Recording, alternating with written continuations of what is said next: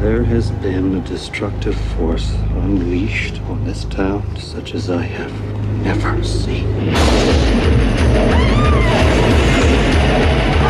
Oh my God, I don't believe this. It's not happening! We have got a poltergeist! Okay, well, folks, I can do a clearance, but it's not going to be cheap. Although I do offer a 6-month guarantee. That fellow takes us totally for granted. Hey, Stuart, in or out, huh? Frank Bannister had a remarkable ability Psychic investigator? to communicate with the dead. You can see spirits? Emanations are normally confined to the cemetery, You cannot push spirits around! although they do escape. And an uncanny knack We're gonna scare the living daylights out of your parents. for making a profit off the living. We're supposed to be his business partners. Everyone says that you're a fraud, but I've seen what you can do. Give it up, Frank. Death ain't no way to make a living. But now, some things put the fear of death in the living What is happening to me? and sent the dead running for their lives. I've seen a figure in a cape. That was the soul collector. When your number's up, that's it. Frank, we got problems. All these murders that have been going on in Fairwater, they're gonna pin them on you. From Universal Pictures and Robert Zemeckis You're next, pal. and acclaimed director Peter Jackson. We don't stop till the screaming starts, you dig? The Frighteners. Hey y'all, welcome to Movie Humpers. I'm Bob Sham, I'm Angela. and it's Halloween Hump Fest. We're humping Halloween all month. Every weekday, a drop. A drop every fucking weekday. Can you believe it? I can't believe it. It's Yeah. happening. We don't get tired of horror movies. On it, you know, I when, could do this all year. when we've lapsed in our movie watching, often Halloween Brings us back. time gets us back into the groove of It it. really does. It is my favorite time of year. It is my favorite kind of movie. I love to be scared. Our midweek theme for this week is Haunt, Spooks, Ghosts. And we're watching a movie that somehow we missed. I never In knew 1996, anything about this. A Peter Jackson movie. He made this after Heavenly Creatures, but not too far removed from his bad taste trauma days. I didn't see Heavenly Creatures until college. Early 2000s, probably. It's shocking to me that I didn't see this, though, because I grew up in love with Michael J. Fox. This is Michael J. Fox's last major film role. And then after this, he went into Spin City. Yeah. And, of course, he was diagnosed with Parkinson's after Doc Hollywood. Yeah. Which was 91. It was pretty early. So he'd been developing this for years. And now we know, like, he had a documentary recently about him, and it's hit him pretty good. And you can kind of chalk it up to kind of his mannerisms and stuff, but now that you know what you know now and looking back, you can tell he was trying to incorporate what he's dealing with into his roles. And he did it very well. Yeah. He just made this guy very quirky, which fits. Yes. But yeah, he's all over the place. This movie, physically in this. This but it movie makes is all sense. over the fucking place. This movie. But yeah, Michael J. Fox at this point should be on his like second comeback. You know, he should be doing prestige roles. It really has affected his career. Yeah. I think he had a sitcom that came He out did. some years back. He did, yeah. It didn't last very long, but it was probably very challenging to be on sets and do long shoots when you got this condition. At least at that point, he had told people about it. When he was on Spin City and all that, from what I know, I haven't watched the documentary yet. I really want to see it. I feel that he was hiding it for a long time from people because he didn't want people to not cast him. And you can medicate it if you time it out. I was reading on it. If you time it out in certain ways, you can medicate to suppress it. But eventually, it's just going to be a lot, you know. Yeah. And that's where he's at now. Kind of one of those iconic 80s and 90s actors, you know. And Absolutely. like Back to the Future is like a cultural, influential cornerstone. Yeah. That alone, you know. So he'll I always. saw Doc Hollywood at the drive-in.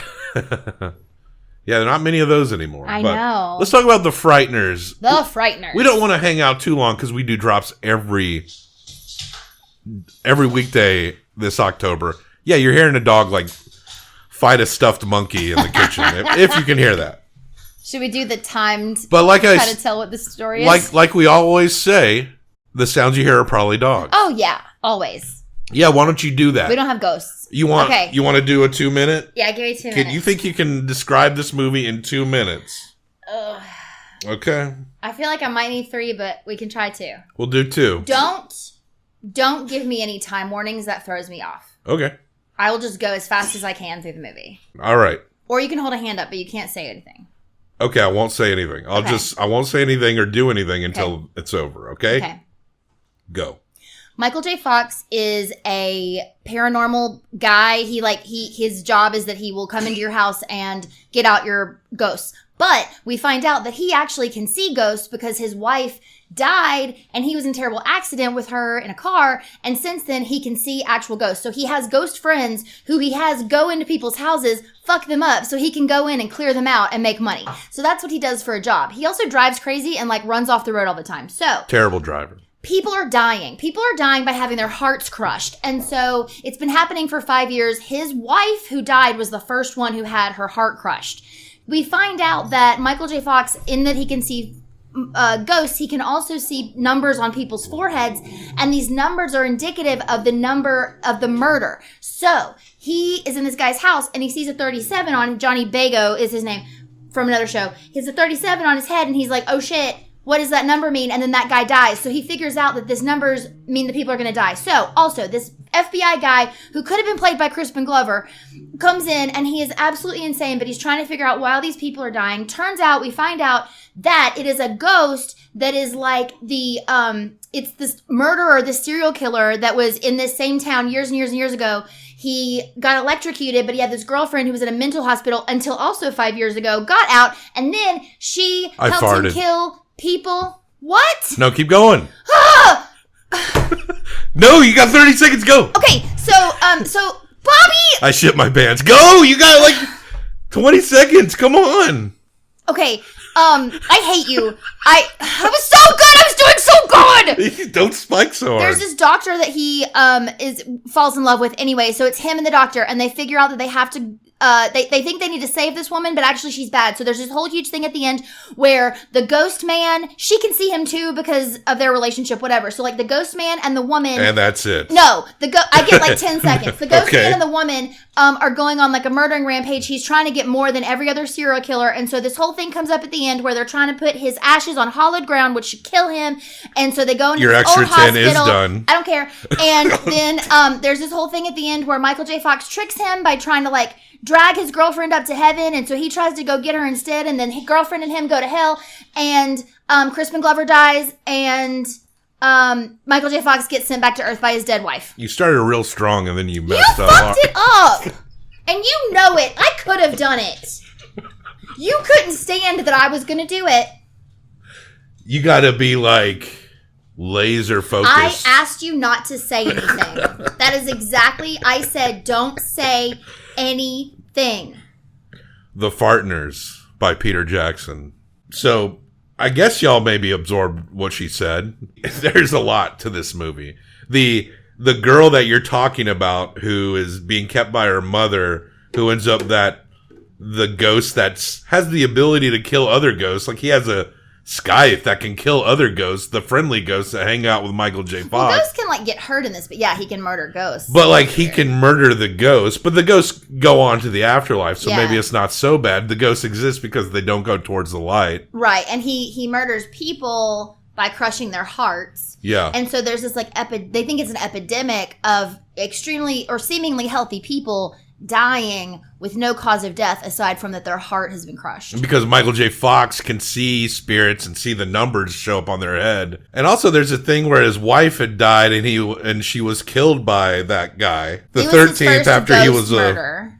But there was this thing where it was they didn't have the X-Acto knife, the box knife. So that whole thing was that very first murder, that 13 murder. How did they know his wife? How did they know the box knife was there in the first place? Like, they would have had to have been told. Can just real quick, everything that came out of that FBI guy's face didn't make any sense. Dammers. Let's talk about Dammers real quick. My body is a roadmap of pain. I've never seen such a distinctly bizarre and specific character. This guy who's an FBI guy, he's like an X-Files guy. He gets all the paranormal stuff. And it's like, and he's kind of helping the ghost, evil ghost, sort of. Well, because apparently he's gone like super deep undercover with like a lot of cults and like groups, and so I guess that's what's fucked him up. He has a weird thing about women yelling. He can't stand it. He's scarred up and he doesn't have nipples. He's got like a pentagram. Never has a character been so specifically strange with no explanation, and yet also seems like you could have easily cut him out of the movie. Completely could have cut him out of the movie. And it's weird because, like you said, he seems to be helping the ghost, but not really. He's like trying to stop Michael J. Fox from doing what he's doing, but there's seemingly no reason. He thinks Michael J. Fox is the murderer. Yeah. And so he's just trying to but he at one point steals the girl because they flatlined Michael J. Fox to try to go fight the big bad. Trini Alvarado, yeah. And she wants to bring him back in 20 minutes. And so he tries to steal her so she can't bring him back, and he takes her to a cemetery. He's just so weird. It doesn't make any sense. Dammers is not played by Crispin Glover. No, we just he was thought he had that vibe. He did. He had a Crispin Glover vibe. The doctor, the lady, has a very Andy McDowell vibe. Yeah, but a little more range than Andy McDowell.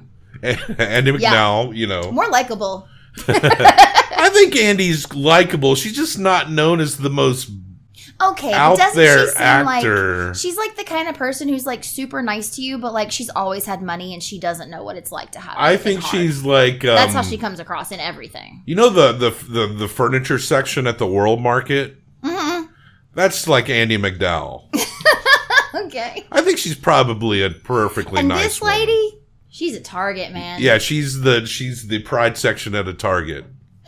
That made no sense. No, it didn't at all. I guess you went. She's a Target, man, as though that's the coolest thing you can fucking be. Well, is a Target. Well, Target's better. I don't know. Is it's more accessible than World Market. Because there are 8,000 more of them? I don't know. Has anything we've said for the past 5 minutes made any sense at all? Maybe only one thing I've said didn't make sense. The big bad is Busey. The Jake. You can tell him that it's in the teeth. It's in the teeth. He's good in this. They play this like it's a mystery because the main killer and the girl... the killer gets electrocuted and the girl is sent to live with her mother. Well, she's in a mental institution until 5 years ago. And then the mother, it makes it seem like the mother is really bad. And the mother's not great, but in the end it reveals the girl is bad as well. The mother knows the girl did the murders. She knows her daughter is guilty. But there's many things in movie and pop culture that are parallels to the Charles Starkweather, Carol Ann Fugate murders. Yes. Badlands, a Terrence Malick movie. They're natural born killers, and this one is no different. But when it reveals, in 20 minutes, that Grim Reaper thing is the Jake Busey guy. And at one point, that he's even in the house and with her because she has his ashes. She tried to say they're her dad's ashes, but we were immediately that's the dude's ashes. Also, just to explain real quick, so he's crushing people's hearts as this specter ghost of death thing that's huge for some reason. And where does he get that scythe that kills other ghosts? I don't know, in the afterlife. But he said he went to hell, but he came back. That's what he said. But anyway, what I wanted to say is the only time that she actively participates in these murders after getting out of the hospital until when it's at the end when she starts shooting people and stuff is that very first murder, which is Michael J. Fox's wife. I remembered what it is that Dammers says. Basically, Michael J. Fox was an architect. And there's too many stories in this movie. There's too much going on. He was an architect and he had this favorite box cutter that had his initials on it. And the reason it came into focus for the investigation was because when they had the car accident, he was thrown from the car and his wife was found dead with a 13 carved into her forehead. we find out later that the woman carved it into her forehead. Yeah. And but again, the only way they would know that box cutter was even in there at all is if Michael J. Fox was like... It was his favorite box cutter. They said it was his favorite box cutter, Bob. I mean, maybe... Everyone knew. They were like, oh, that guy. He loves box cutters. I'm sure every garage dad has a favorite box cutter. Sure. Now, Michael J. I have a favorite box cutter. When we find out, it's kind of fun and clever when we find out what Michael J. Fox's shtick is, because he comes in and he's helping this family. The toilet seat lid banged up and down. No. Did the bed levitate? Yeah, with me on it. Spontaneous recurrent psychokinesis. Oh, boy. Oh, this could be the worst case I've ever seen. Oh, yeah, this is bad. Okay, well, folks, I can do a clearance, but it's not going to be cheap. Although I do offer a 6-month guarantee. How much? $249.95. There is a 30% surcharge for making a house call after midnight. Then there's vehicle, gas, so I'd say the whole thing's going to set you back somewhere in the neighborhood of $450. Which is not Annie McDowell. Her name is Trini Alvarado, by the way. And Doctor in this one. And so they work together, and she has her husband who's overacting as much as the Dammers character is. He was kind of getting on my fucking nerves, and I was glad when he's gone. But after Michael J. Fox resolves the haunting issue, then it has these ghosts, this one dude that died in the 70s, some dude that died in the early 20th century, and then an old West guy who's jawbones kind of off. You can tell their makeup looks really good. Peter Jackson's always been good at that shit. So their look, their vibe, and it seems like it's kind of like a whimsical creepiness, which was pretty common in the 80s and 90s. Think of Tim Burton movies or Joe Dante movies. Joe Dante made Gremlins and The Burbs. It had that feel. And it had a Danny Elfman score too. Yes. So it definitely embodied very, Beetlejuice. That time. Edward Scissorhands. So you're kind of in it for a little fun, and you kind of like the dynamic between Michael J. Fox and these ghosts. But there's so much going on in the movie that after you initially meet the ghosts, and then, the cowboy ghost ends up getting busted up, once the Grim Reaper thing starts showing up, it kind of really cuts into the development and the repertoire between Michael J. Fox and these ghosts. Yeah, this movie needed some serious editing at the very beginning. It's not like they needed to edit this movie. They needed to edit this story. Yeah, we should have lingered a little more with him and his ghost buddies. But we had to put in dammers. We had to put in stuff. And people love this movie. I mean, I know. I've always heard that it's great. It's got a pretty high average score out there. We're not going to go that high. No. I'll be honest. There was some things that were entertaining about it. It was great. Fun.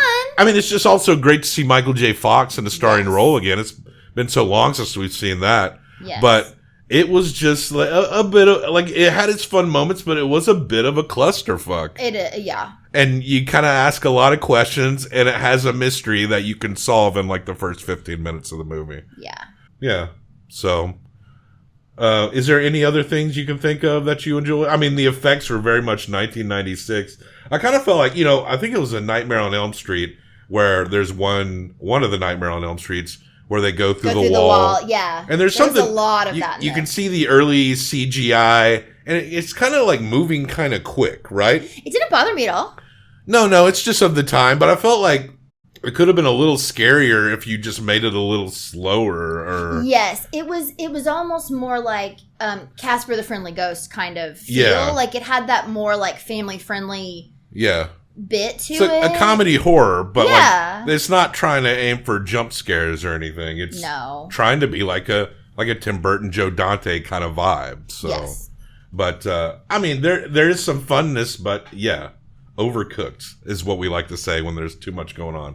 And that Dammers character, incredibly memorable, but cut him out. So bizarre. I feel like I'm almost overthinking this Dammers character. At the end of the movie, I don't get it. I guess I get it. It just seemed like in a movie that's already crowded that requires, because you also have that subplot with the girl and her mom. There's so much being juggled here. Right, and also just to call out, that girl is a scream queen. Yeah. I couldn't place her when we were watching it. I don't know why, but she was the mom in E.T. E.T.'s mommy. She was in, I just looked it up right before this. Whatever. She was in a bunch of movies. Yeah, Cujo. a lot of horror stuff, like, yeah. So she's like a classic, horror movie damsel. She'd been around. Yeah.